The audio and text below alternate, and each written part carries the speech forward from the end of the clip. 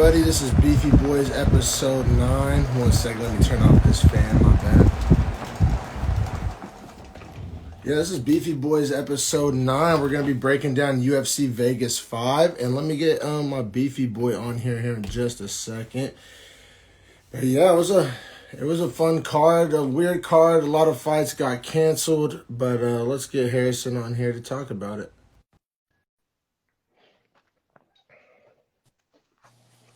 My bro, what's up? Hey, how's it going? Man, doing good, man. Weird card, man. It ended up, I think, being like half the size it was originally supposed to be. Yeah, what's weird is that, last week we have 15 fights. This week we have 8, I think. Hey, I yeah, think. and I don't know how accurate this is, but I I saw somewhere online that there was like 11 total fights that were originally supposed to be on this card that didn't end Yeah, up happening. that is correct. Yeah, because Mearshart. Oh, I think you might be having some Sorry, I connection forgot to problems. put it on Do Not Disturb. Oh, No, no way. I just forgot to put it on Do Not Disturb. But yeah, Mearshart got scratched from the Yeah. I think prelim main event, and then the guy that was going to fight, what was his name? Oh, hold on, I have it written right here. Trevin Giles and Kevin Holland got Yeah, yeah, scratched literally 10 minutes before the fight. I guess exactly. homie just passed out, which I you can't explain it. Maybe he was just nervous for his fight. I'm sure that happens, but Yeah, maybe so he had yeah. his like knees locked for too long. Like I've heard of people like standing straight legged for too long and like passing out. hmm I And then I don't. It's oh, just bizarre though.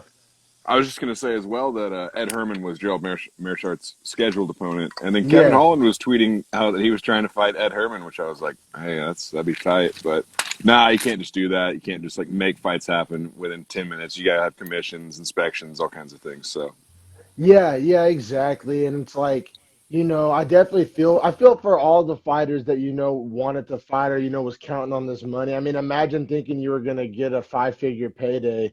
You have family, all that. Times have been hard because of Corona, and then you just don't. So, I mean, that really just sucks for all of those involved. Like, you always know that that's not how they wanted it to go down. You know what I right, mean? So, yeah, it, yeah, you can't choose to have that happen. exactly, brother. But yeah, man. I mean, overall, there was still. I mean, for all the things that this card was not, there was still a lot of dope things about this card, and some good fights, and some quality new up and comers, and some Oh veterans holding yeah, it down. We'll definitely get to that, but yeah, we may be able to try to get the whole prelim and main card all in one IG live if you want to try to. yeah, because some of these fights are going to be pretty easy to break down. I think not there won't be a whole lot to dive into with at least two of them. I know. For sure, man. So let's get to it with Chris Gutierrez and Cody Durden. I was gonna say it was Durden's debut, but I like literally like half the fighters on this card where it was their debut. So I mean, Yeah. I honestly don't even know if it's worth mentioning all whose debut it was because I mean, Well, and for Durden, he had fought July 18th at like an LFA card or something like that. So, like he's very active. yeah, LFA is a good promotion. I need to hmm start watching some of their stuff. Honestly, they put a lot of people into the UFC. It's almost like a minor league, D league type of situation, which is dope because that means when they get to the UFC, they'll be tested and ready. You know what I mean? Like Right. Yeah, nobody likes that's seeing a true. weak debut. A weak debut is just like so like because it's like where do you go from here? You don't got really much room to slide Yeah, down, dog. there's nothing. Yeah, exactly. Like, and then you don't get another shot. So you got to come ready. Yeah, exactly, man. But yeah, so it was a bantamweight fight between Chris Gutierrez and Cody Durden there at 135. Man, so Durden took Gutierrez's back early in round one and Yeah, within pretty like much 25 seconds. and then was there for the entire round. hmm And that's important because essentially that round got scored 10-8. By all three judges. I scored a Yep. 10-8 myself. Did you score a Yeah. 10-8? Okay. Yeah, I mean, it's not that I necessarily scored at 10-8, but I have zero complaint with them scoring at 10-8. You know what I'm saying? Right. It was a weird round though because he didn't do a ton of damage, but he did have a few sub attempts, I believe, and I mean he controlled his back for 4.5 out of 5 minutes. So I Yeah. totally understand the rationale behind the 10-8. But that comes full circle later because Gutierrez round won round two 10-9 with leg kicks and a sub attempt. Oh yeah, yeah. That And armbar was deep. and then he won round three 10-9 with two knockdowns, Mm-hmm. Oh, he which was, dude. Durden was dog tired at the end. so I low key, and I mean, I don't want to get too much into it, but like I could see a scenario where that was potentially a 10-8. Like if I Thought was about that. Thought Gutierrez, about I would that. argue that. Thought Like about that. if the 10-8 where he was just humping my back and not doing much damage, then how about give me a 10-8 for dropping this fool twice in one round with power shots? I mean, So yeah. I think in boxing, it's like 3 knockdowns in a round is like a TKO, right? I believe so. I'm a little iffy on my boxing rules, but man, so like I said, I'm not gonna die on that hill. But if I was Gutierrez, I'd be arguing that round three was a 10-8 for him. But regardless, it ended up being a unanimous draw, which is kind of interesting and Super noteworthy. rare. Super Super rare, rare. exactly. But and for those at home, you know what I'm saying, or those that may not understand, it was 10-8, 10-9, 10-9. So it ends up with the same amount of points at the end. Right. So Yeah, because you get even though 28 for each guy. exactly, and even though Durden essentially got worked and was completely out of gas by round three, he won round one. He won round one so convincingly that it essentially carried him to a draw.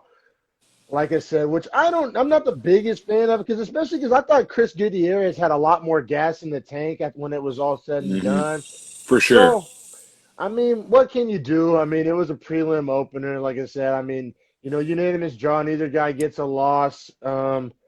So I mean, yeah. If I had to if there was no draws and I had to pick a winner, I would pick Gutierrez. But hey, Yeah. you don't give up your back for a whole round, Chief. And you know what I'm saying? Lesson You learned. can't. Yeah, you can't just literally get dominated for a round. Like you can lose a round and come back and win the next two, but get dominated. Like as far as the scoring system, which is what we talk about all the time, there is a scoring system. You do have to be aware of how that works. Yeah, and it's the fact that he didn't try to get wrist control during that first round. He didn't try to roll He into didn't try him. to turn in on the He fence. didn't Like you try had to him on the stand fence, you up could on have the turned in. cage. Like Hmm. there's a lot of techniques that fighters use to attempt to get to their feet or attempt to not Improve have their position. exactly. And he literally just made no effort.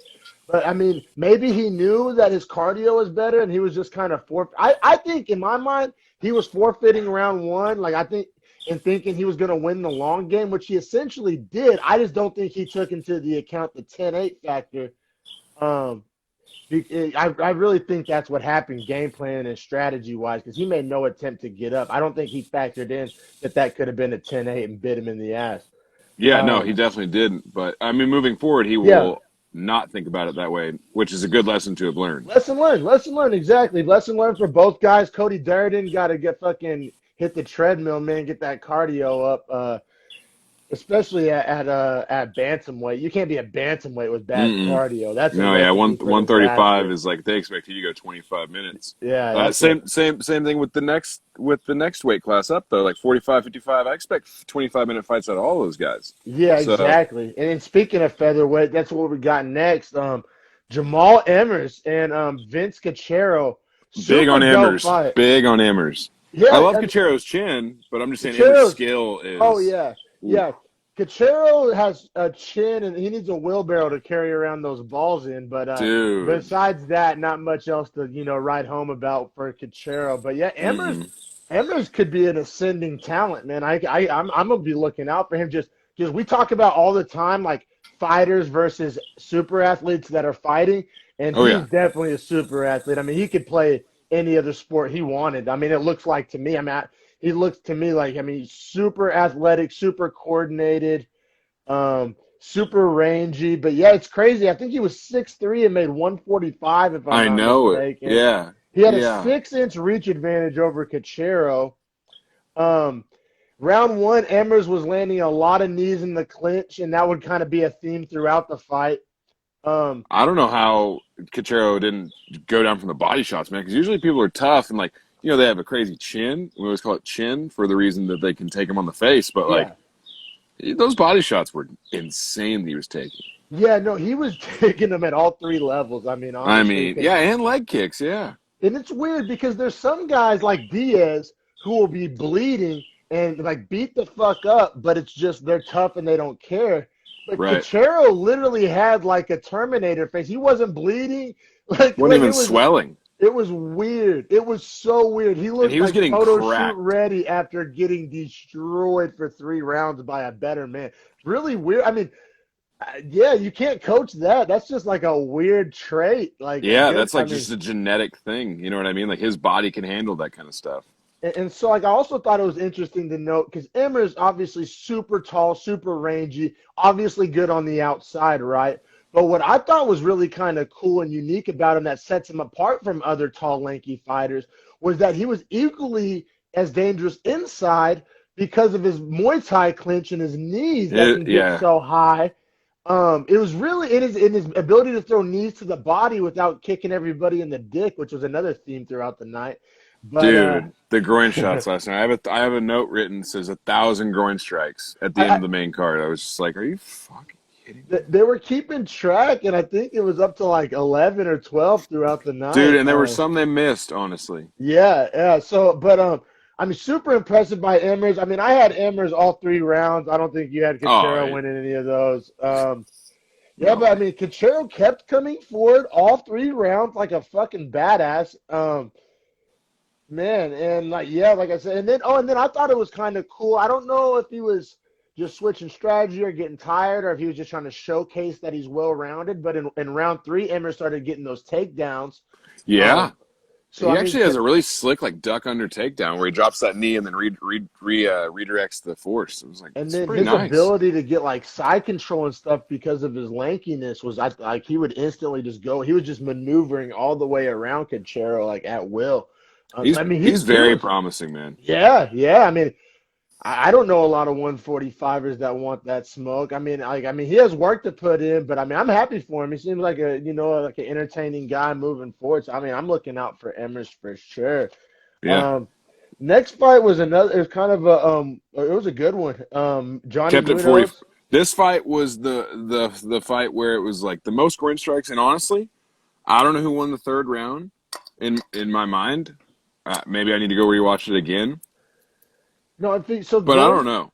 Groin strikes are one of those things that, like, when it happens, especially repeatedly, like I want that guy to lose the round. Me But if the too. ref counts it as just warnings, then you kind of can't factor that into your judging, right? But it's so I feel you. These fights with a million groin strikes get really murky in like my Yeah, personal judging.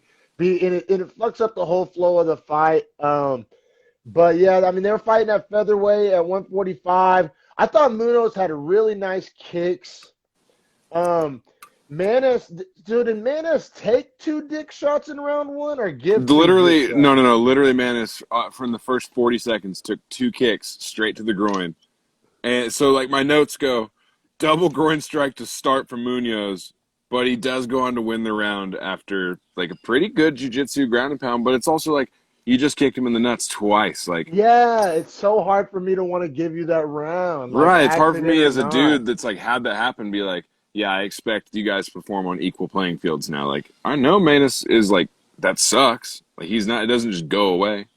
Yeah, and so yeah, Manis was saved by the bell in round one. That was like as close to getting saved by the bell as humanly possible. Like he was essentially mid concussion. His brain was bouncing off the fucking back of his skull as the bell rang. Like, Dude. Oh, it was Shabazian too. They got saved by the bell. yeah, But is or that being did he? saved? Yeah, we'll Yeah, get but into is that. that being Yeah, we'll saved? get into that. Yeah, no, but a lot of saved by the bells last night. Man, yeah, like I said, round two, it was so impossible to score, in my opinion. Did you have a winner of round two? I literally like it I was I got wrote so murky. I wrote round two's close, and then I thought that Manus might have won it just on the fact that dude he defended. He was 10 out of 11 takedown defense at that point through round two, near the end of round two. He was stuffing almost every shot. And then so it was and then Munoz lost the point. That's right. So I did give round two to Manus. Third And third then round's where he loses Munoz the point. lost the point in round three. Yeah, he lost the Yeah, point in round three. So man, I have the argument that I thought it could have been round. a draw. I, Me too, bro. Because I thought round three was 9-9 Right. because That's Munoz what. lost the Yes. point, but Manes got beat up. So Yes. I would have scored round three 9-9, Me but too. but it's so obviously no judge agreed with us because they gave unanimous decision to Manis, which I thought was weird. I Yeah. thought All there's three. how All did three. Manis 29-27. how did Manis win round one? No, they gave him round three. Oh, oh, because of the point. But yeah, you can't give him 10-9. That was 9-9. Well, no, they gave him 10-8 Oh, they gave because him 10-8. Oh yeah, that's the guy loses the round and loses the point. oh yeah, I disagree with that because he was getting beat up. Like I get I it, thought he Munoz lost the lost the third. point. Yeah, Munoz lost the point, but I thought Manes lost the round. Right, and the judges in this card disagreed and said that Manis won the round and Munoz lost the point. So I was screw. surprised by that. Yeah, yeah, me too. Screwy fight. Just an overall weird fight. Like that's a fight I'm not going to argue too much because it was so screwy. Imagine how hard that was to judge live. Oh, dude, I and like mean, also what we're talking about too with like we don't want Munoz to win because he kicked him in the dick 4 times at that point. yeah, yeah. So I mean, Be hard to not just at the very end be like, if I score it this way, it's a draw, and if I don't, then this guy wins. And like he's gotten kicked in the dick 4 times already. so yeah, Manis won, right? Manis Yeah, won. Yeah. yeah. So he won a fight by getting kicked in the dick 4 times. I don't know, man. Is that worth the sacrifice? Would you take I four don't know. kicks to the dick for like And 20 grand? Munoz was undefeated coming into this. Was like his jiu-jitsu was so good on the bottom. Like he's a black belt. He Yeah. really was good. He needs to quit throwing knees in the clinch and quit kicking at the mid-level stomach. Like, dude, I just kick the legs. I've learned, bro. It's the shorter fighters. When short fighters try to throw body knees in the clinch, it's just dick shot city. Like Mm-hmm. seriously, the tall guys like Emmers was able to pull it off flawlessly because he was so tall, Yeah, his knees got up. But those shorter guys, yeah, it's a recipe for disaster. I'm starting to learn that. it's a good Um, point. It's a really good point. but yeah, next we have Frankie Saenz and Jonathan Martinez. Last Man, fight on the prelims. That's yeah. crazy to say already. Yeah. It was so many fights got canceled, as we said. But I liked Martinez, even though he's a fucking shithead for missing weight. But Yeah, he and seemed really humble about it afterwards, and he apologized. Like he did everything right, I guess. If you're gonna miss weight, he went about it in the right way. But he missed weight by 4.5 pounds, yeah, and this was at what, 35, 45? 35. So Yeah, dude, you missed that's 4.5 at 35. Like Dominic Cruz fights 35, and he was saying the last 4 pounds for him are the hardest part of yeah. the cut always. Yeah, and he looked like he was carrying the extra four, like, and then even in the afterwards, I will say there was like an awkward thing where he was like, "Yeah, I felt great in there in the ring tonight." Where it was just like, "I bet you fucking did, you Yeah, like I John bet Wayne you cut felt better than you've motherfucker." ever felt, you motherfucker. You fight at featherweight, not bantamweight, and that's why you Yeah, felt so good. yeah. Dude, So I would like to know Frankie Saenz is maybe one of the toughest men alive. Like him and Shane Burgos are yeah, battling because the body shots in this one were even more brutal. this was one of those fights where it was like his toughness was like almost detrimental to him. Like it was like, damn, dog, just go down, man. Like, 'cause it was just he was 39 years old. Let's say that Frankie Saenz was 39. He turns 40 in like a week, He needs to and quit like fighting. It's obviously for a paycheck, man. that's what I'm saying. And like, bro, like me, just from my football background. Like your head don't take them shots the same the older you get. Like when you're young, that shit you can take them shits better, bro.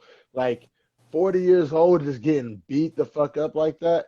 And for Um, him to have gotten like, dropped as many times as he did, and like the end of round two, man, I wrote in my notes maybe the fight should be stopped by his corner, but I would let him yeah, go in. I would have let him go into the third. You know why?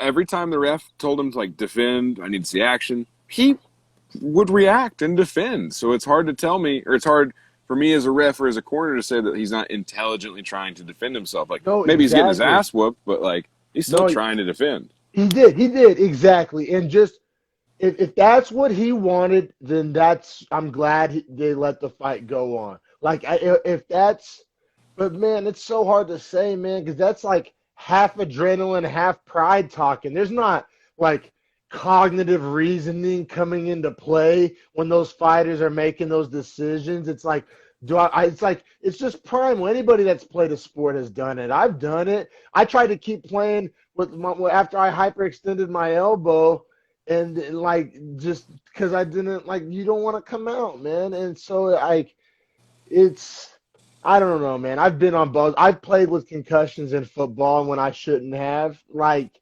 and I, got my shit together enough to say, no, I'm straight, I'm straight, I'm straight, like wave off the trainer. Like, so, but, looking back, a little older, a little wiser, you know what I'm saying? I wish probably I wouldn't have made those choices, you know what I'm saying? Right. Or rushed back from my shoulder injury so fast. So it's like, sometimes, but at the same time, this fool's 39. Like, how am I gonna? That's Like, I'm that's what I was gonna 26. Like, say. I can't talk to him about wisdom and decision making. Like, you know Well, what I'm but saying? He would laugh. I was also gonna say like kind of like when the dog's about to go out to pasture, for lack of a better term, like you kind of let it eat what it shouldn't eat. You just let it do whatever it wants to do because it's the end of the line. It's Damn, the end of the road. damn. That's another way to look at it for I sure. mean, Yeah, his because career is probably done, man. Like on maybe another brick, fight, but like his car's in like the scrapyard somewhere with my truck that was stolen. yeah. Oh, dude, I heard about that. Oh my Those god, cocksuckers got me, man. I can't believe that, man. Me neither, brother, man. But yeah, Martinez, man, he had a really nice like package, if you will, to use video game terms of like kicks and knees. Like if I was Yeah. building like a UFC fighter, his kick and knee package is pretty gnarly. Yeah, he has Um, really cool striking patterns too. Like he throws those like it's down the center like teep kicks, but then is also coming with like cross body head kicks and stuff. It's like it's pretty cool, but also missed weight by 4.5 pounds at 135, and that just ruined it for me, man. It's one of those guys where I was like, I don't want him to win. He's clearly me gonna win. too, me too. And then so let's talk about it. In round two, Martinez was just landing bombs. Like Just those lighting kicks, him up. those head kicks, right? With his left head kick from Martinez, like he would block it and it just wouldn't matter. It was just like Mm-mm. knocking him down. He was just it was like getting hit over the head with a baseball bat essentially. It was tough, dude. It was tough to And watch.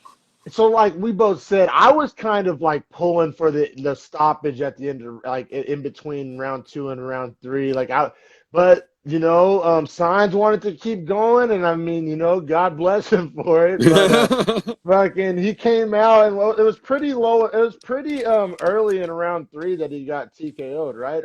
Oh, dude, 20 seconds in, like he literally came out, ate one big like knee, I believe, to the body, got dropped, and then I mean the ref was already in on it.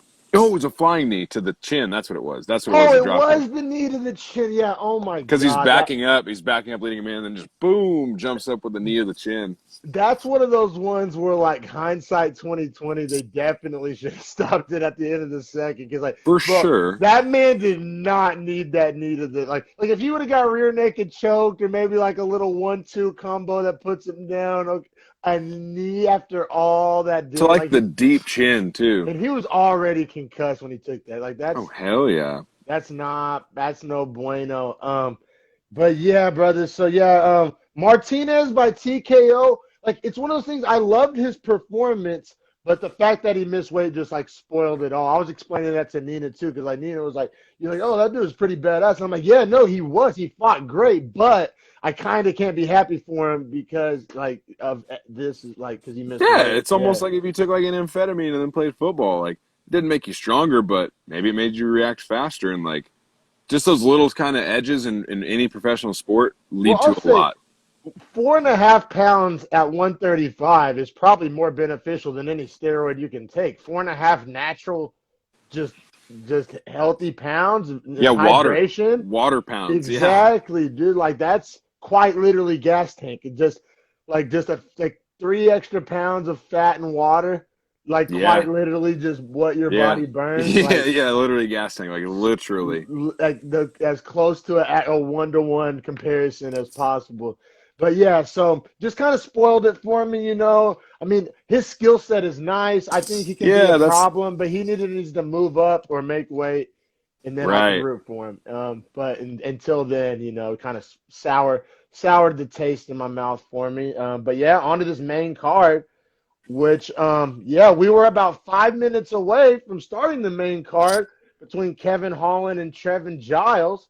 They were at middleweight, and then yeah, got Giles, he fainted pre-fight, and Like getting ready to walk out, like they were yeah, gonna like like get him I out, they like were all queuing that. up his song to come out, and maybe he got too turned. Maybe he was just bumping some fucking Boosie or something, and just shook his head too hard. And I'm just fucking around, but yeah, I've heard some fighters talk about it, and like they say that like sometimes they'll get so nervous that they'll start feeling like tired.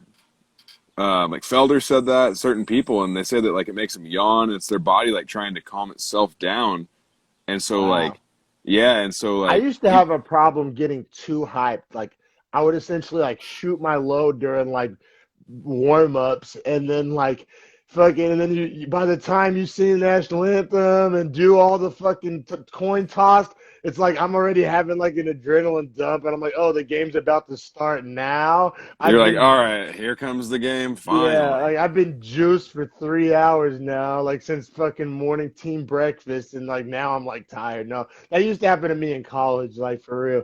But but yeah, man. So I don't know whatever happened. Hopefully, it's not a sign of some crazy like.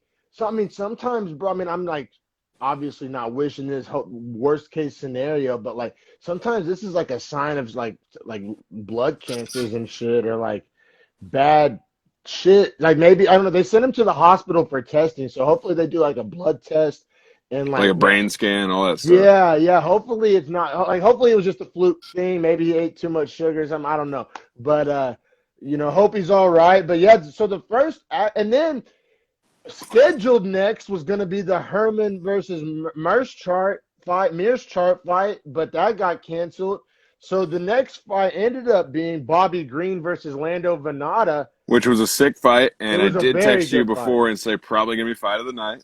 Yeah, that one, or Luke may have an argument for Yeah, fight of the night too. I don't know. Yeah, I although like the Luke fight a I didn't lot. know if the whole fight was fight of the night, though. You know what I mean? Yeah, no, well, this Bobby Green Venata fight was badass. They were the only lightweight fight of the night at 55. Mm-hmm. I mean, oh yeah, so they had already fought once in 2017. It Right. ended in a draw, Yeah, I remember that fight. It was a great fight. and Fight night, then fight of the night. Pretty sure that yeah, time.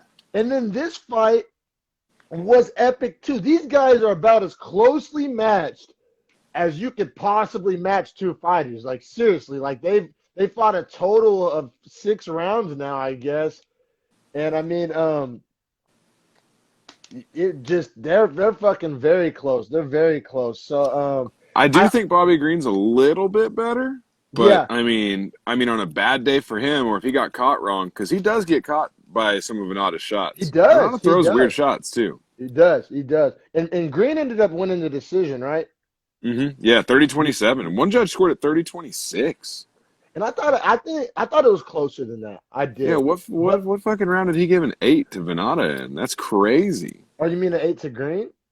Or No, oh, they scored one of the rounds. One judge had it 30-26, meaning that he oh, gave Venata an 8 in one of the rounds instead of a 9. oh wow.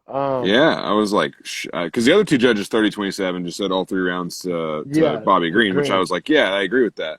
But then that one judge had it where it was like, who, what fucking 10-8 round did you see? I loved how they were talking shit the whole time.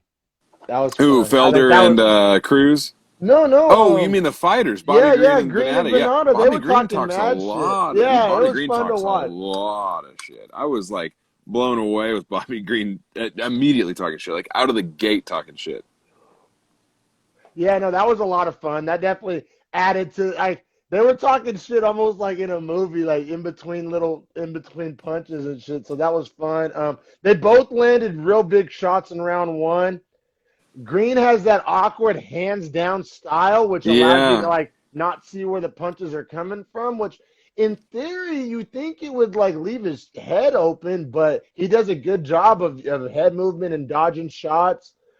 he's really fast. Venata, Yeah, he his didn't like throw if he fights a guy with better head kicks, then he might be in trouble. Because like if Venata would have been able to just land like a dope head kick, I mean, with that hands down style, I mean, I don't know, that would have probably been game over. But I don't know, just a matchup thing, I guess you could say. No, I agree 100% with that. I think Bobby Green is unranked as a 55er because there's a lot of guys at 55 that give him fits as soon as he gets that upper echelon of guys. You know what I mean? Yeah, Like a not the Dustin most Poirier, well-rounded a guy. Dan Hooker. Those are guys that would give him a lot of trouble, Yep, I totally agree. especially like a Dan Hooker who's Yeah, down to trade. or anybody like elite grapplers too, because essentially both these guys were standing and trading the whole fight. Like there wasn't a Very whole true. lot of groundwork. So I mean, I'm not saying he can't grapple, but it's obviously not what he like hangs his hat on. You know what I mean? Right, right, right. So like what I thought one of the kind of more turning points of the fight was in round two, Green was able to start landing his jab. And I thought that he was able to Yes. kind of make it more of an out distance kickboxing fight, which played to his strong suits. And I thought Green's ability to start landing the jab in round two was kind of a really important, thing to mention here. That's exactly what I have in my. I mean, almost exactly what I have in my notes. Green takes round two behind a crisp, consistent, straight jab and straight right. And like in round two and three, I forget the exact numbers, but I know that in rounds two and three, Green essentially doubled Venata's significant strike Yep. totals. So that, I mean, that's not everything, but in a fight that's standing and trade only, it kind of is everything. Yeah, that And is. It's like a legitimate like explanation of how it went because there were no takedowns really for the most part. And also in the third, Bobby Green landed that big elbow and Venata tried to step yes, in and dropped him. yeah, yeah. So I had round two and round three to Green, like definitively. I thought round one was the closest round, but it still went to Green. So yeah, I don't know which round the judge scored 10-8, but I mean, whatever. Regardless, Green won. And but I mean, Venata didn't like put on a shitty performance. Like he fought good. It was Yeah. Green's night. It was Green's night. Yep. I think Green's kind of moving up. Venata's kind of he's plateauing. He's pretty much at his spot in the UFC. Like we kind of know where he sits. He's probably like he's a top 20 155er, probably not a top 10er. Yeah, and I mean, no shame on that. Not No, like you need those guys on your roster. you need those guys on the roster, and just not not everybody just has the physical tools to like go to the top. You know what I'm saying? Right. It's just not realistic. Every wide receiver can't do what Julio Jones does. Like it's just Right. physical body. Like there's certain guys that just have a higher ceiling. You know what I Yep. mean? But I think so. I'll never like crush a guy for not being elite. But it's just like how much of his potential has he reached? And I feel like Venata reached essentially hit his ceiling. So there's nothing to be ashamed about there. But and that applies to other fighters too. But there's levels. You know what I mean? Right. Yeah. But yeah, like I said, I was a big. This next fight was pretty impressive to me too, between Vicente Luque and Randy Brown fighting at welterweight at 170. I actually loved this fight. Like just watching it, I really enjoyed it a lot. Randy Brown though, it just kind of disappointed me throughout the fight. Like I kept wanting him to like just do more. Yeah, I totally agree. I think it's cliche as hell, but he didn't fight his fight. I mean, Yeah. largely it was because a lot of them leg kicks, right? Yeah. Yes. Luque was Yes. chopping that He tree was down. he was But chewing that man's leg. Randy Brown was much taller.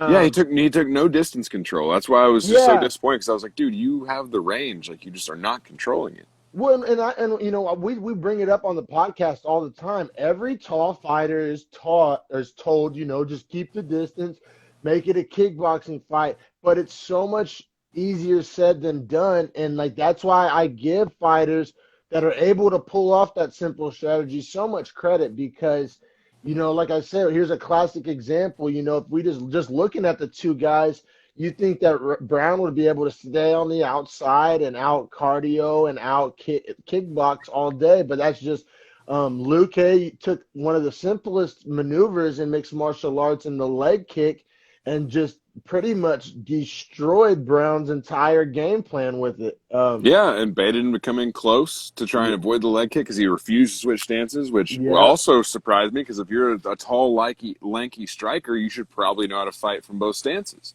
We've seen it, be a recipe for success with other fighters that are tall and lanky for sure. Yeah, and so Style Bender, like John Jones.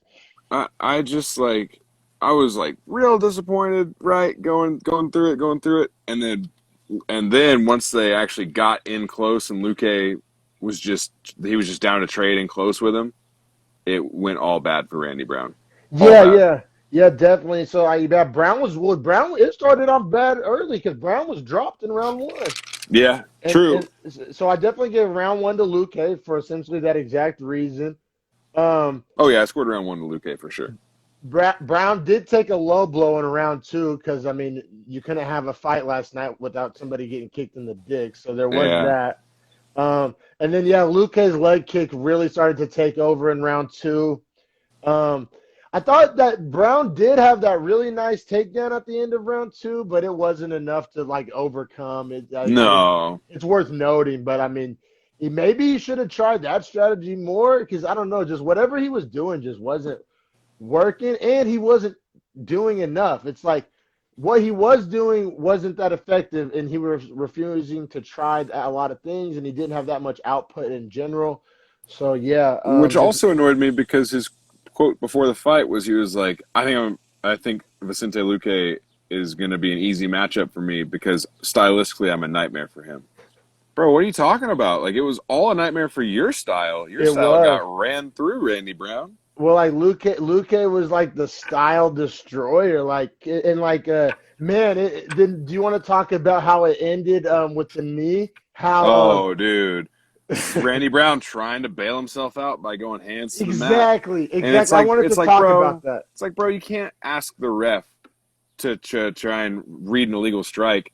And also, they asked Luque after the fight, and he was like, "Yeah, I felt him trying to do that, so I just pulled his head back up and delivered Yeah, a knee." And it's like, that's what yeah, you get, Randy Brown. That's what you get yeah. for trying to get bailed out. For trying to get bailed out, like I'm trying to think of like a cross sport reference. It's like when a It's like begging receiver for fouls. yeah, It's it's like, like a flop, like a James yeah, Harden like arm grab, or like when a wide receiver just jumps into the corner trying to get the pass but you interference. can't flop in fighting because the physical consequences are what it's being scored on. You know what I mean? Yeah, Like no, it's yeah, no, well, I think that's like kind of, and this is like the wrong term, but kind of like a Freudian slip, as in like I think that was him essentially trying to quit. Like, you know what I'm a little saying? bit, yeah.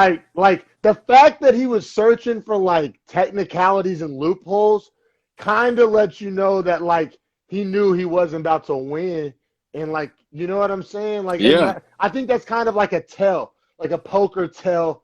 Like he kind of snitched on himself, like like you know what I mean? Oh yeah, like he was looking for a way out, like for sure. And he Like for paid sure. for it dearly because like he was getting Dude. beat up, but I thought it was gonna go the distance. Me too. But no, it ended up being TKO for Luque by knee, which is kind of interesting too. I feel like as far as the rankings go, because Luque was ranked 11 before that fight, and I mean I'm not saying you move him up a ton for beating Randy Brown, but I'm just saying it was an impressive win, and he'll probably, his next fight should probably be. I don't see how they wouldn't give him a ranked opponent. I mean, I would be pissed if they.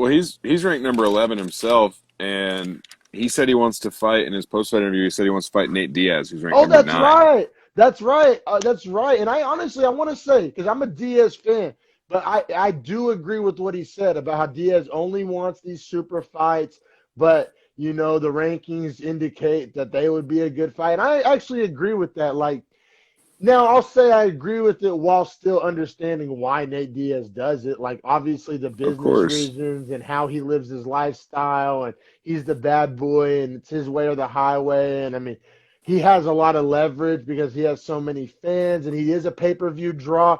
I get all of that, but I also understood what Luke is saying from from just like the sport of UFC, the league of UFC.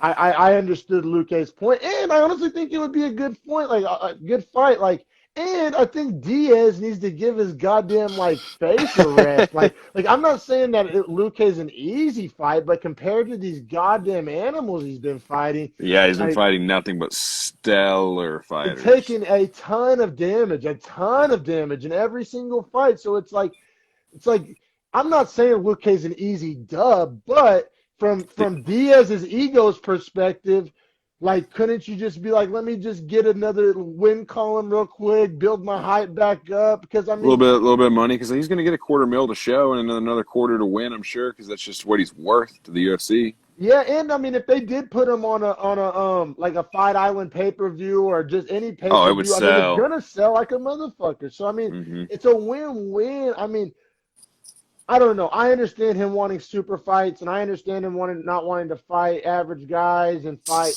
super often. But I wouldn't mind watching the Luque Diaz fight, and because like as a Diaz fan, I think he could win, and I want to see him win a fight, and I think it would be good for Luque's pockets, obviously. You know what I mean? And so I don't Yeah. know. I think Ponzinibbio would be a good guy to go for Luque. I think Ponzinibbio is ranked 7 or 8 in the welterweight division. That's So it'd more likely. be a That's more nice in likely. between. Yeah. Yeah, yeah. Let's be real. Dana's not fucking with that idea. Yeah. Yeah. Yeah. Dana. But Luque has crazy power, man. He's won his last 6 fights. Well, he hasn't won his last 6, but the last 6 he has won have been by KO TKO. So it's like he finishes his fights. Dope new bubbler I got. All right, let's get my beefy brother on here.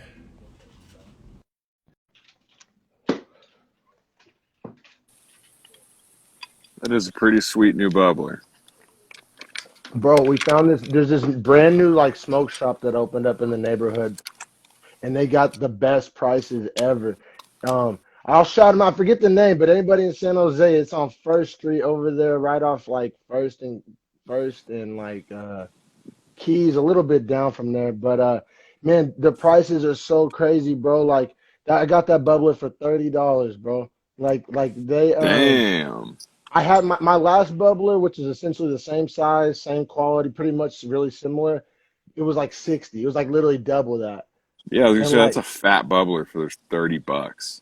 we got a dab rig for $30, which the other smoke shop by my old apartment was like the cheapest dab rig in the whole store was like 55, and then they sold you the bangers separately. I got this one. Oh no. Yeah, and I got this one for 30 with the bangers. So it's like Oh shit. I Oh fuck with this shit. new. Yeah, no, I fuck with this new smoke shop. And like for they sell these little like the little raw tips, bro, like not the Yeah. ones that you fold yourself, but like the pre-made ones that come in a Yeah. little like matchbox thing. Have you seen those? Yeah, I I'm have like actually, yeah. I'm addicted to those, bro, because I hate stuffing cones, bro. Like I hate that. It's so annoying. It's like, bro, I could have Oh, it's rolled 5 joints by the time I stuffed this fucking cone. And dude, the then so first world problems you're talking about right now are I mean, I'm hilarious. so spoiled with my Cali like weed problems and like but yeah, so them the little tips, bro, I can roll them. It'll look better than a cone. And Oh my god. yeah, but man, let's get to this cone, man.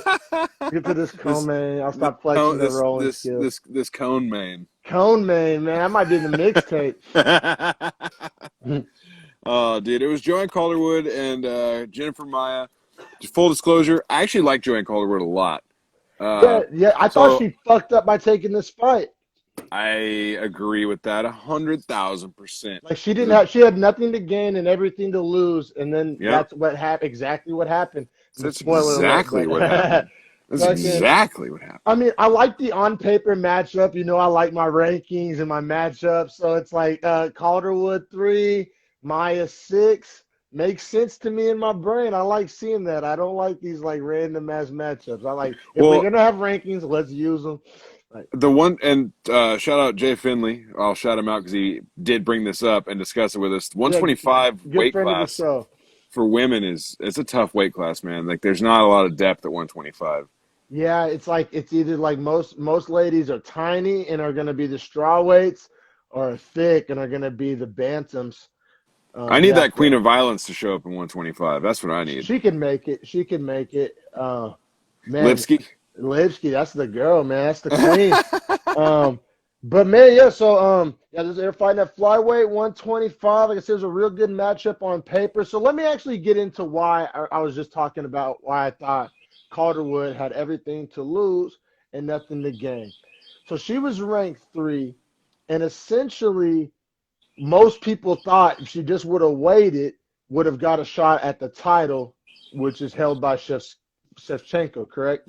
Yep. And but her logic was that if she got another fight against a top 10 opponent and wins, then obviously there's the financial reasons for that. She gets another payday in between, but also it like 100% cements her as the next belt challenger, as opposed to just assuming and then they give it to somebody else with more hype or something. I think that was her reasoning behind it. But most people, I think, even Dana White was like, if she just would have waited, she probably would have got the title shot. But now she probably won't get a title shot, or she has a longer and more difficult road to the title shot for sure. But yeah, we'll get into the fight. I mean, Dude, so just let me ask you this. what's up? How much would it suck to hear your boss come out and tell you after you, like, let's say you fuck up on a project, right? And he like you don't make partner, for instance, in a law firm, and then he just tells you, you know, if you just done nothing, I was probably going to give you the job. You'd be ready to quit. You'd be Hey, ready to just but you quit. know, real talk, I'm gonna take this opportunity to explain that as just a metaphor for life. Because that's the definition of blocking your own blessings, man. Not getting out of your own way. How many of us do that? I've done that. I'm sure you've done that. Like Of sometimes course, yeah, doing nothing is the best move. I think that's a lesson that we can all apply to our lives from this. Like sometimes playing the long game, sitting tight, knowing when to hold them, knowing when to fold them. You know what I'm saying? yeah, Like I think there's a lot to be like said just in general life. But I mean, in her instance, it was her UFC career, but it bit her in the ass because I mean, Maya pretty much gave her that work in all yeah. aspects.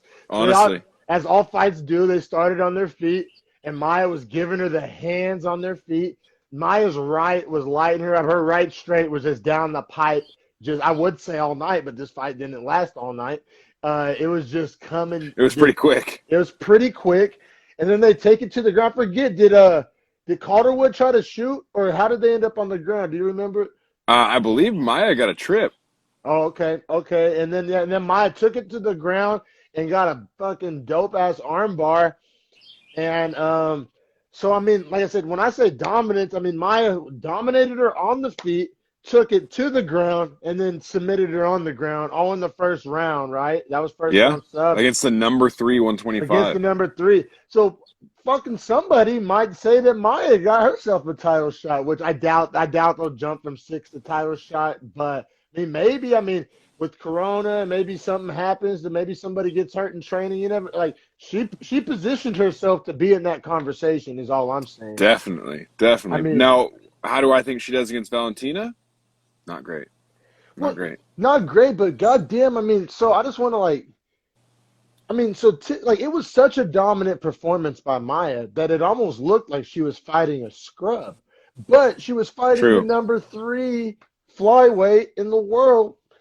And I mean, like you said, flyweight's not the deepest division, so number three in that division maybe not hold as much weight as number three in some other divisions. But I mean, number three is number three, dog. If you're the third best in the world at whatever your job is, man, I'm not gonna like try to like minimize that or like pick that apart. You know what I'm saying? So, Oh yeah, but I'm what just just saying for sucks. Maya to run through her like a hot knife through butter, man. Like I think that says quite a fucking bit. Oh yeah, no, I don't mean to discredit Maya. My point though is that like Shevchenko is so far ahead of every other girl in 125 that Yeah, it's like no one. Even when I think like next title shot, I just 25 is like it's not it's the Demetrius Johnson thing, man. yeah, yeah. It's the champion's so dominant that it's hard to care. How when was the last time Shevchenko fought? She fought Caitlin Chikagian and knocked her out with a head kick that was literally unblocked. Didn't even see it coming. Sounded like a baseball bat hit this girl in the Actually, you head. know They what? I said she watched was, that. yeah, she was When was unconscious. that? January maybe. That's right. That's right. And then Yeah. before that, she fought Kunitskaya and kicked the shit out of her. And then also, I would like to note with Shevchenko, she fought at 35 against Nunes and went to a split decision with her. That's Split, badass. That's split. badass. Yeah. That's super badass because Amanda Nunez, I'm a big fan. She's a badass. So like for me, I just think that like as far as women's fighting, there's two girls that are well maybe three now that Weili is there because Weili is pretty sick as well. But there's two anyone else.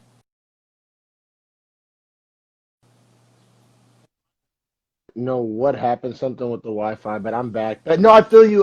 The women's divisions are very top heavy. I think that's fair to say. Uh, Absolutely. so I mean, what's cool though is watching all the undershufflings underneath. At least Yes. that's where Yeah. I find joy in the women's rankings and the women's matchups. And I correct me if I'm wrong. It seems like a lot of women fighters are more active than men's fighters. Maybe because they're taking less smaller blows. I mean, there's probably some equation there, but like I don't know. I love how active the ladies are. And like I said, just because the champs are so dominant, everybody should just kind of pay attention to that, like that 5 through 10. You know what I mean? Those ladies in like 5 through 10, 5 through 15, they're super active and It's where you the real know, scraps are too. Like yeah. real scraps. And you see some good matchups, some badasses. So I feel it definitely. You can say the women's divisions are top heavy. I think that's fair to say. But yeah, so Maya with the armbar first round submission. I mean, she could have ended that fight however she wanted to. Quite frankly, if she What so wanted to get the what do you think knockout. is next for Maya? You think they move her up to three probably and give her number one or number two Who is to two? Do you know? I forget. off the top of my head I do not know who two is. It's I all know good. Chikagian's one still, but Chikagian's not getting a shot because Shevchenko obviously baseball bat to the forehead. So that's not happening again. Like we've seen how that plays out. And Shevchenko's hurt, so she has to sit for a while anyway.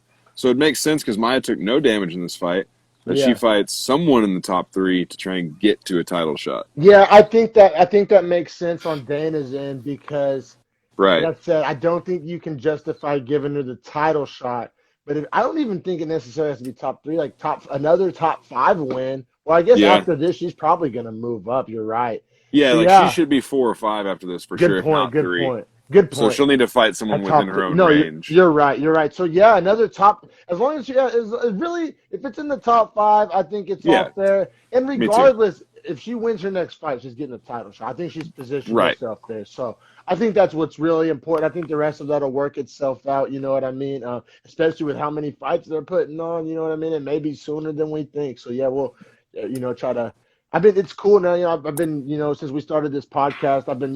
Following a lot more fight pages and things of that nature, Yeah, me and like, too. A lot and more I'm just, analysts. yeah, and so like I'm learning about like when the fights are announced, like as they're announced, and it's more names that I recognize now. Like, oh yeah, we did him on the breakdown, and so it's been a lot of fun just diving in, just to provide the listeners and viewers better content.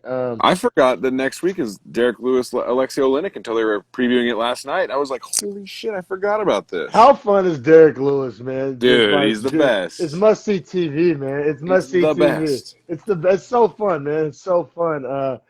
And man, and because Love that he was the dude. balls hot guy, right? Yes, Yeah, yeah. yeah, Because he knocks out Volkov with that insane right hook with 22 seconds to go, and then finishes him when he would have absolutely lost that fight. Like was losing that the third round even. Like yeah, it was going to be a 30-27, yeah, and then yeah. just KOs him. And he's like, I don't know, my balls was hot. What an all time quote, all time. All time quote And his exactly. nickname is honestly all time. Black Beast, Black Beast. sick nickname. Yeah, no, I'm looking forward to that fight for sure. We're getting spoiled this month. We're getting some bangers this month. Yeah, and And then then right the after week that, after that, DC Stipe. Stipe, Yep. Cheeto Vera, and O'Malley. O'Malley. Sugar Show's Sugar back. Show. Dos Santos Rosenstruik.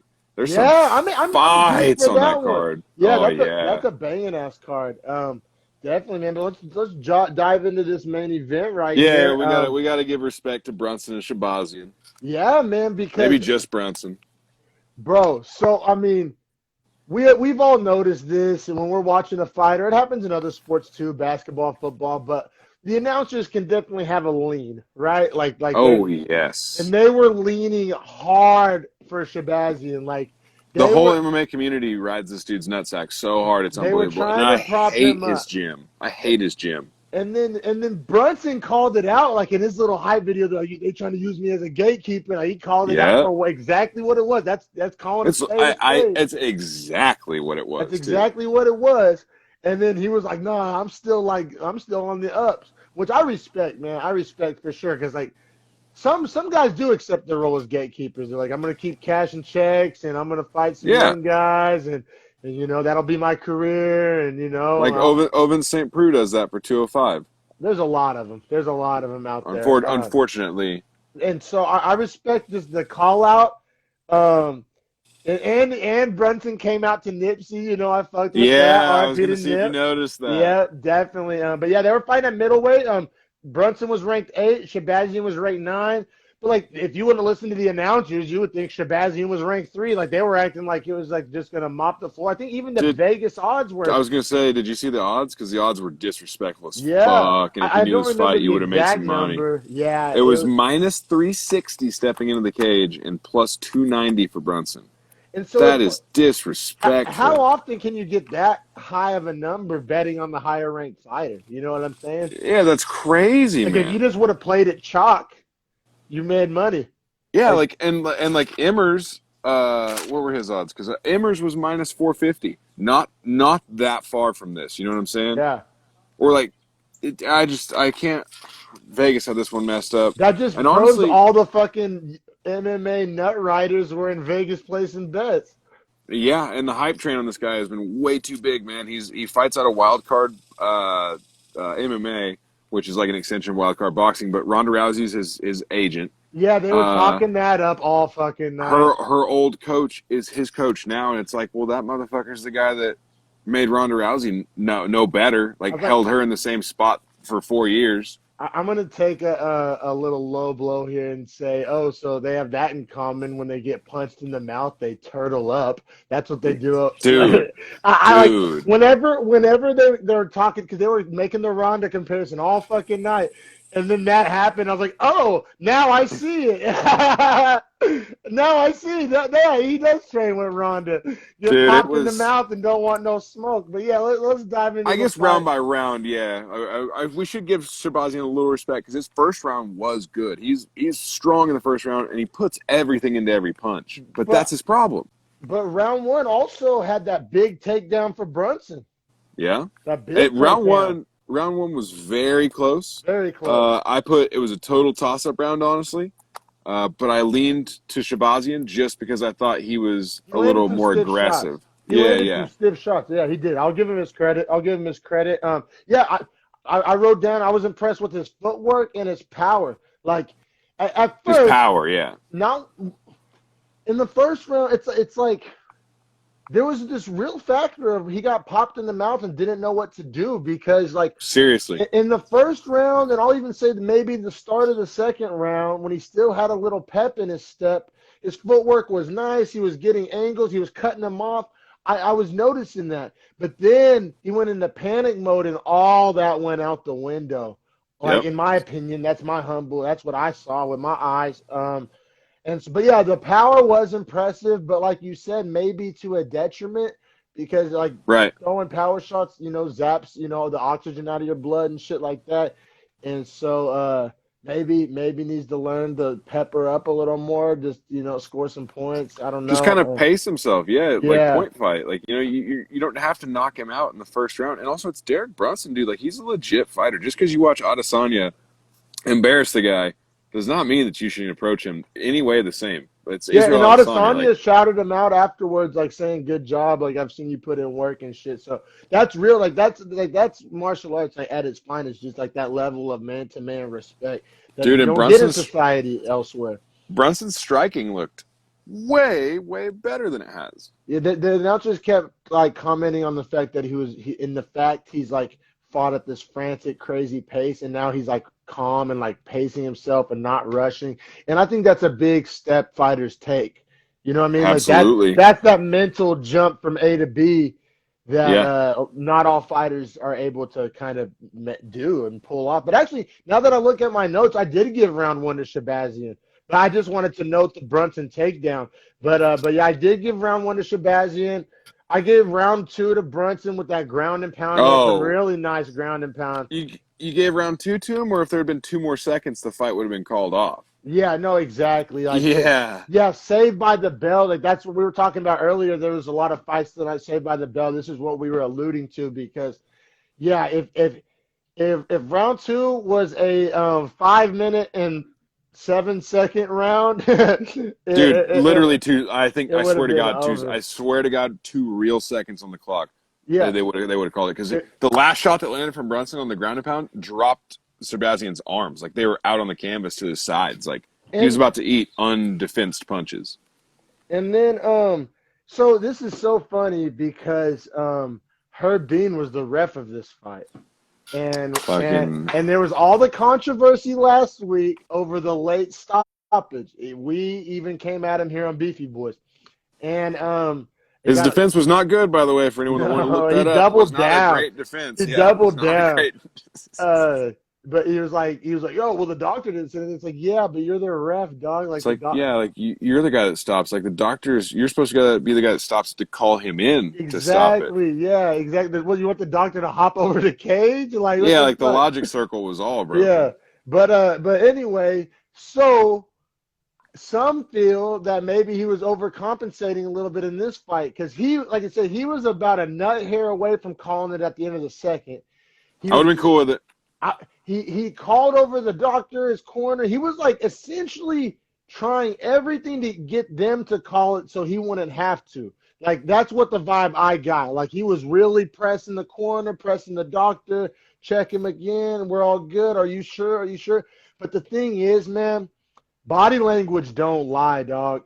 Like Shabazian was done, dude. Shabazian's Done. mouth said yes, but his spirit said no. Like He was that's what done. he was done, man. The announcers know, everybody noticed it.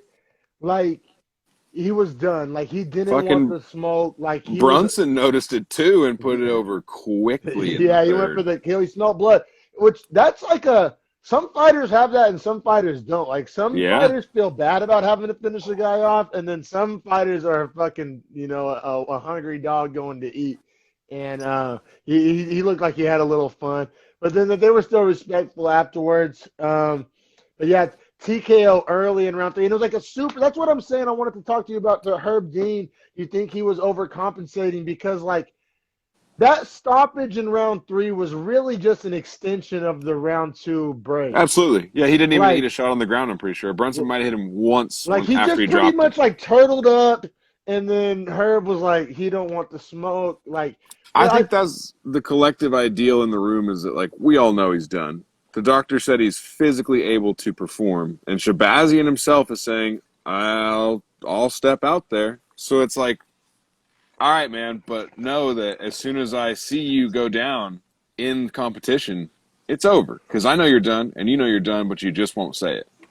so do you think it was totally in a vacuum, or do you think that the criticism and the controversy from last week played into effect at all, like whatsoever? Oh well, it had to play in because like it can't be a vacuum. You know what I mean? Like Herb Dean As a had human to have being? experienced big backlash and is a human being, so that has Yeah. to affect the way he even views the I mean, entirety of all fights now. it happens in all sports. Like, especially like in basketball, you get a couple "Hey ref, you suck" chants going. You know what I'm saying? They might let something go, get a little tight, get a little loose. You know what I'm saying? Right, They're human beings. That's why home field advantage is a is a thing. thing. Yeah, But this wasn't necessarily home field advantage. It was just like Twitter mob. But like, Herb Dean is a human, and like I said, that's the first thing I thought. I'm like, that was pretty quick there, Herb. You feeling the heat, super quick. or like, do you think Dana was like, look, dog, like you're a legend, you're good, you're not in trouble, we're gonna defend you, but take it easy there. I don't know if I'm Dana. I'm not protecting any referee because the referee is employed by the commission, and the ref is the person that could potentially hurt my stock of fighters. Right? Like if he's letting a dude get his ass whooped way too hard, that's hurting the guy's value later in fights. And as Dana White, like that's where his money comes from. It doesn't come from Herb Dean being the ref. Good So point. Very good that's like point. that's like protection of assets. You know what I mean?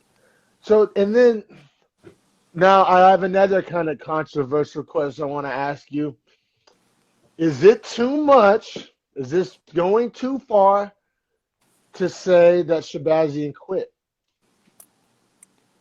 You know what's crazy is he mentally didn't or physically didn't quit, but mentally he quit hard, like the That's what I'm saying. hardest. And that's a Like, dangerous way to quit, man. I'd rather you quit physically before you quit mentally.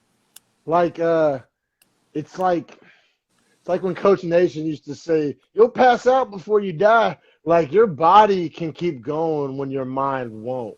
You know Right. what I'm saying? Like Right. Right. anybody who's played high level football or wrestling or like pushed themselves to the limit. Marathon runners. Yeah, anybody who's pushed themselves to the limit, like really, really got after it, like really pushed yourself to the limit, knows exactly what we're talking about. There's a point Yeah. where your body like can't. It's the same thing. Like you can go 7 days without eating or 10 days without eating, but like most of us can't mentally. Like, but your Right. body Yeah. physically can. Yeah. So I think like that's what I'm saying. Like his body was still up, like standing, but his mind, and I guess if you are a person that believes in spirit, like his soul, his spirit, his mind, everything besides the outer shell of skin and bones had quit, in my opinion. Yep. Now, I guess you give him his Warriors credit of going out on a shield, but like I think he kind of laid down in the third. That's why like I'm caught because I kind of want to like give him like, hey, courage is being It's not scared like and he, but it's saddling not up like he fought. anyway.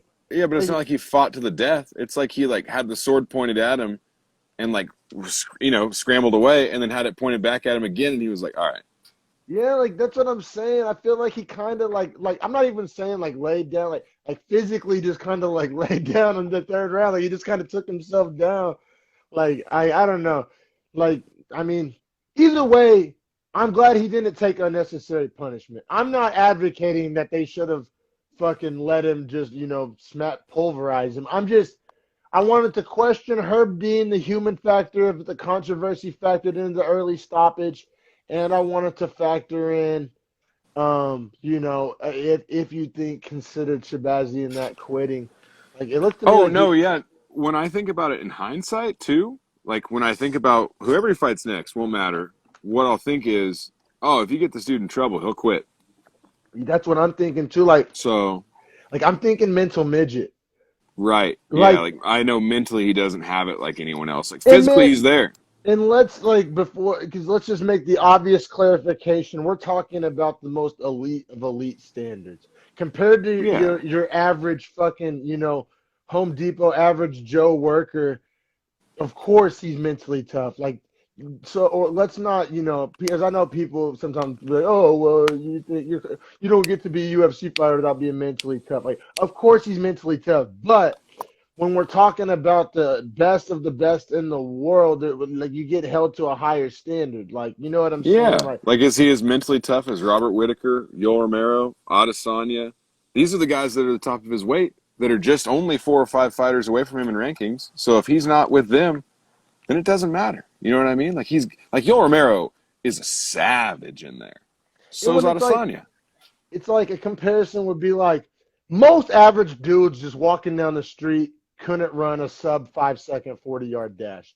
Like, Right. but then you know what I'm saying? Their favorite running back at the combine runs a 4.6, and they're And like, they're "Oh, like, that's fucking slow, slow ass. motherfucker." Yeah, Yeah. yeah. So that's what we're doing here, people. You know what I'm saying? Like, we understand that there's levels, and obviously he's a mentally tough person. But I'm just saying, like, if I'm another UFC fighter and I have and Shabazian wants to fight me, I see a chink in the armor, like a mental A, a, something I can attack, like you said. a breakable athlete. Like Yeah, you see a breaking point. yeah, and you know what I'm saying? That some people might think that's harsh, but I think that's what we saw, man.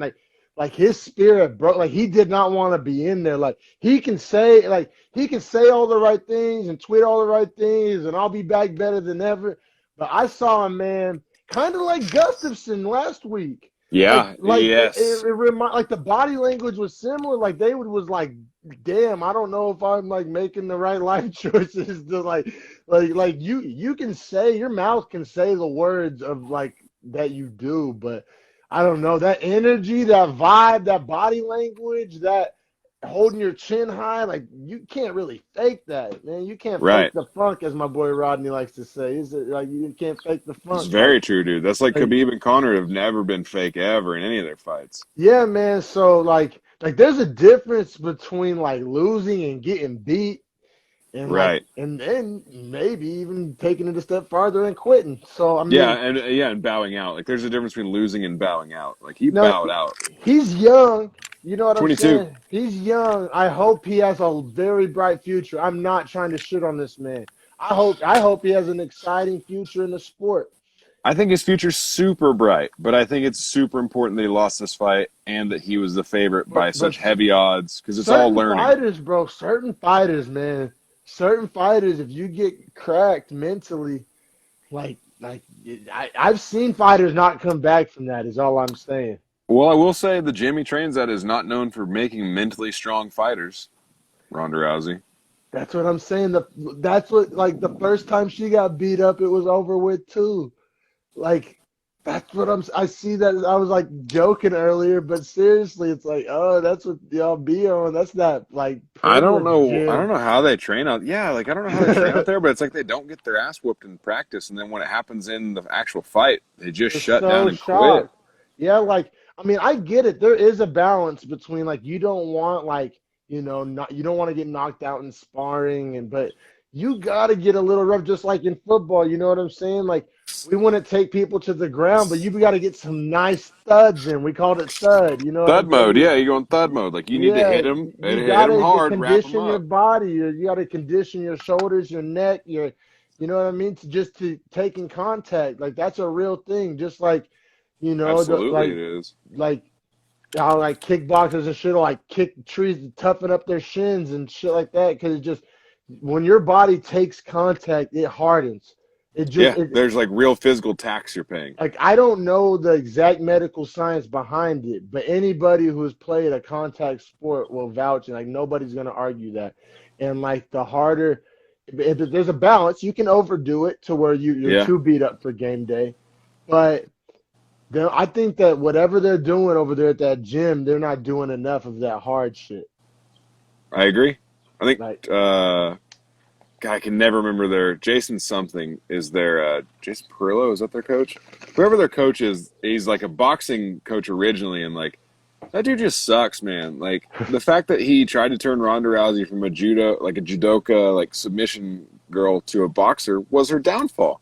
Because she tried to and go it in was only for like publicity. Like oh you'll be for more her excited. image. Yeah, Yeah, and it's like, hey, you idiot, this is about winning and not getting literally knocked unconscious. yeah, not getting your head kicked into orbit.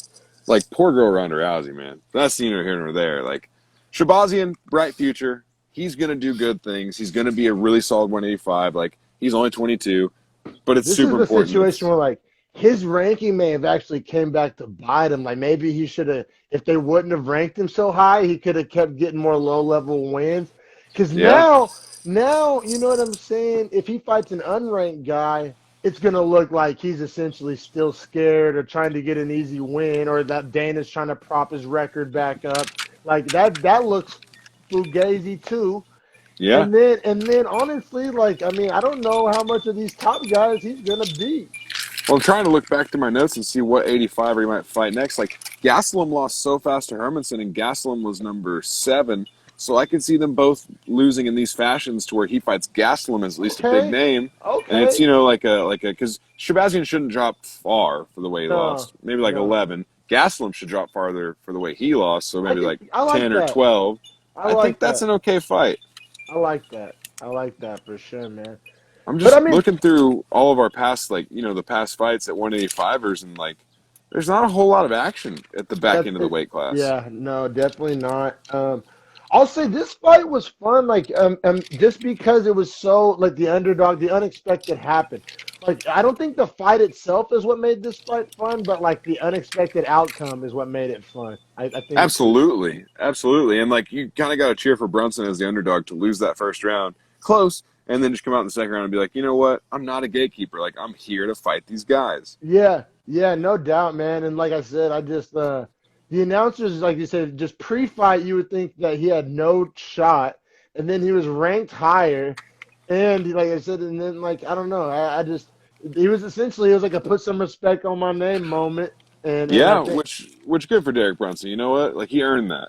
You know what I'm saying? yeah, and I think he did a lot to help himself last night. I really do, I really do. But oh man, them My bad. Had Oklahoma. The Had an Oklahoma ant. mosquitoes. Oh, No, I had an ant. ant. Yeah, even weirder. Dude, we had a mosquito trapped in our room last night, and I am tore the fuck up. Yeah, it's a nightmare. Yeah, dude. But hey, man, another good Beefy Boys with you. I really appreciate your time, brother.